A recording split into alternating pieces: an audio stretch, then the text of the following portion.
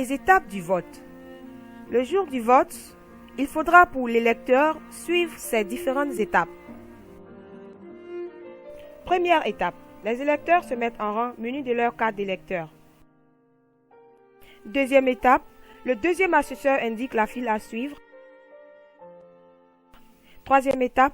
Une fois dans le bureau de vote, l'électeur se présente auprès du premier assesseur. Quatrième étape, l'assesseur vérifie que l'électeur est bien du bureau de vote indiqué sur sa carte d'électeur et qu'il n'a pas de traces d'encre indélébile sur les doigts. Cinquième étape, l'assesseur vérifie que le nom de l'électeur figure sur la liste électorale. Il coche le nom de ce dernier sur cette liste et dépose la carte de l'électeur sur la table. Sixième étape, l'assesseur oriente l'électeur ensuite vers le président du bureau de vote qui remet à ce dernier un bulletin de vote préalablement plié. Septième étape, l'électeur s'oriente vers l'isoloir pour effectuer son choix.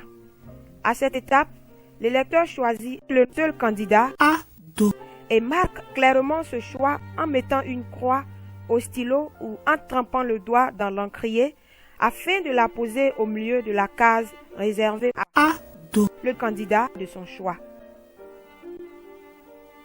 Huitième étape, l'électeur replie soigneusement le bulletin comme l'avait donné le président du bureau de vote pour éviter que des taches d'encre se posent sur d'autres candidats et rendre nul son vote. Neuvième étape, l'électeur doit se diriger vers l'urne. Il fait constater qu'il est porteur d'un seul bulletin et le dépose plié dans l'urne. Dixième et dernière étape, l'électeur revient vers l'assesseur qui l'invite à apposer sa signature devant son nom et à tremper son index gauche dans l'encre indélébile. L'assesseur remet la carte d'électeur de celui-ci, marquée des mots à voter. Vous avez ainsi voté votre candidat. Alors, tous dans la paix, allons voter en octobre 2015.